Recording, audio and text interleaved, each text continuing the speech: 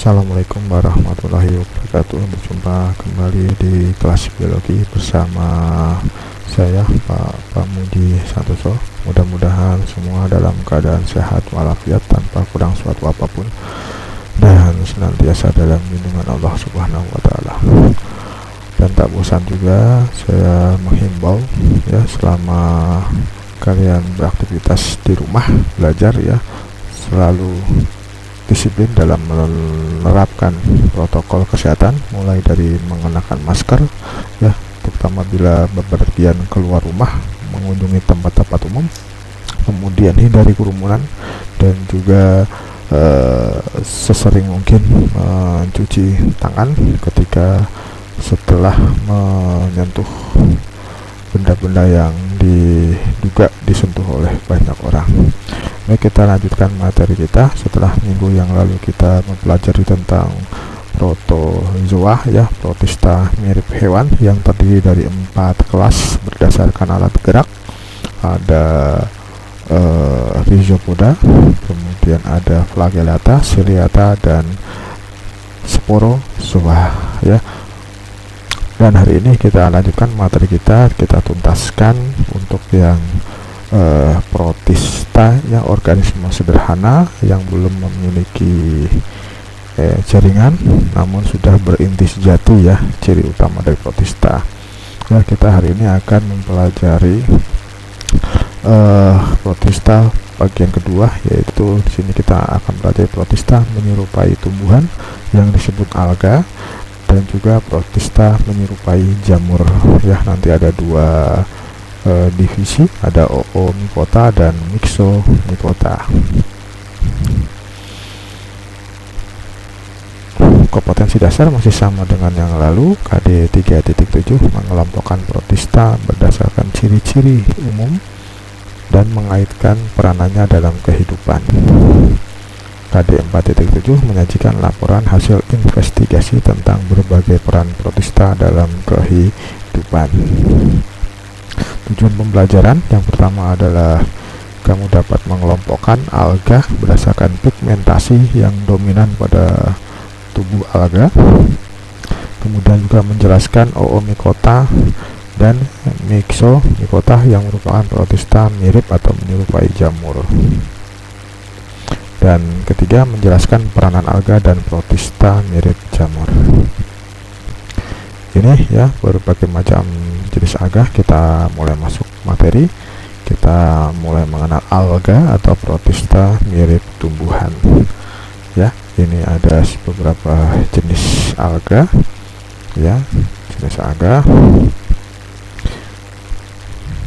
ya, sangat menarik ya. Alga ini juga habitatnya di perairan ya, terutama di perairan, baik air tawar maupun air laut ya. Ini alga yang bersel tunggal, kemudian ini yang bersel banyak berbentuk seperti benang atau filamen ya.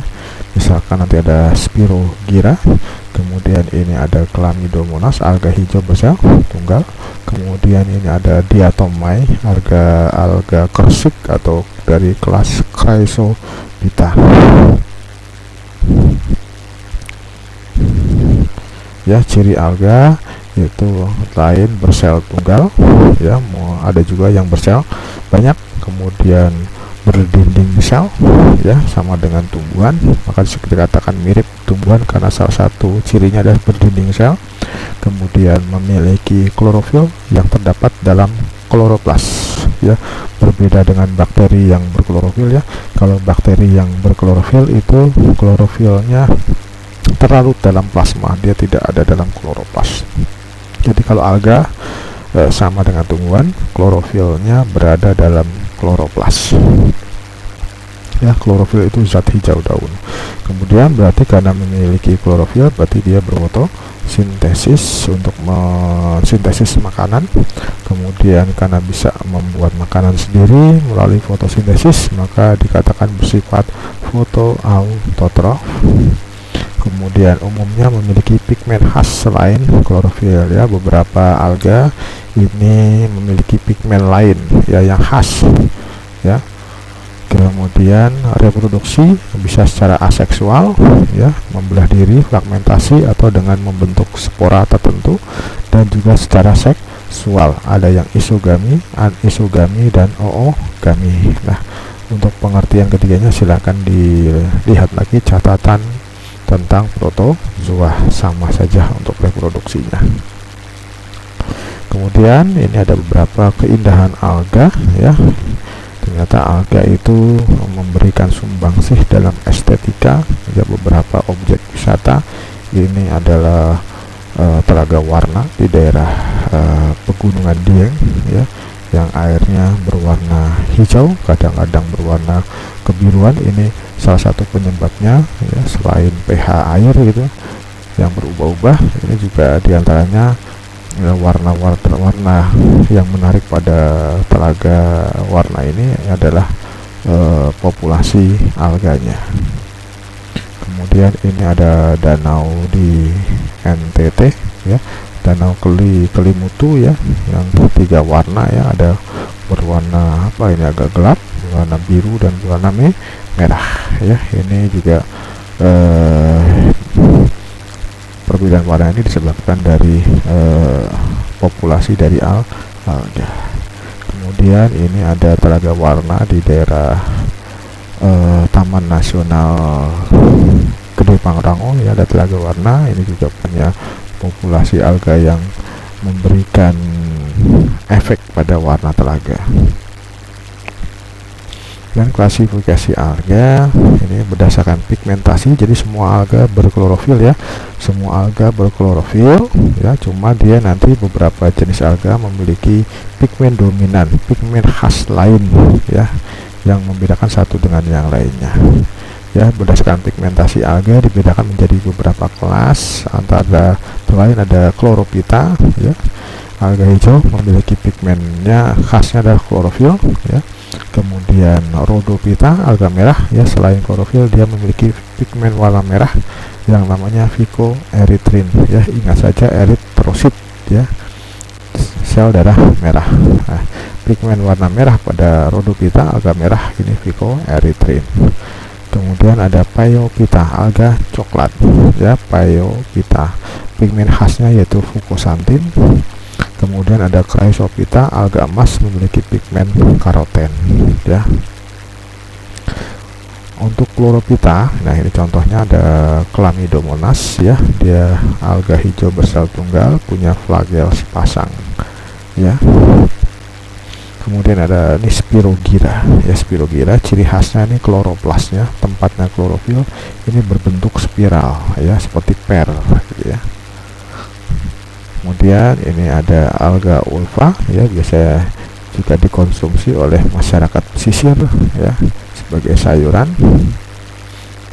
Kemudian ini ada Chlorella, ini, ya, Chlorella ini adalah alga hijau bersel tunggal yang kandungan proteinnya cukup tinggi, ya, sehingga banyak dikonsumsi sebagai suplemen untuk meningkatkan kandungan protein pada suatu bahan makanan.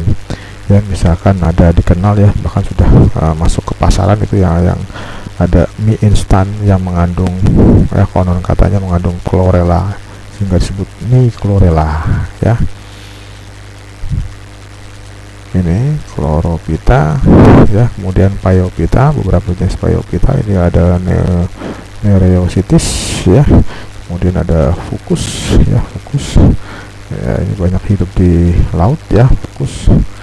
Nah, ini Fucus yang masih segar, ya. Kalau udah Phaeophyta, dan nanti ada zat khas yang dihasilkan oleh alga coklat, ya, Phaeophyta, itu yang namanya asam alginat. Asam alginat atau bahan pengental alami, ya, biasanya digunakan untuk membuat apa, salep atau beberapa produk yang bersifat kental, gitu, ya. Kemudian, ya, walaupun sekarang asam alginat bisa disintesis, ya, oleh pabrik, tapi kalau bahan pengental alami yaitu asam alginat. Kemudian Rhodophyta, ini adalah alga merah, ya, ini beberapa contohnya alga merah, ya. Nanti ada 3 spesies penting alga merah ya, ada Euchema, ada Gracilaria, dan ada Glydium ya. Ketiganya dikenal sebagai bahan untuk membuat agar-agar. Nah ini alga emas ya, atau alga karsik.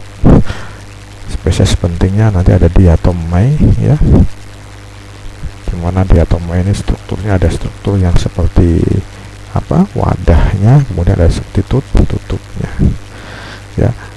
Dan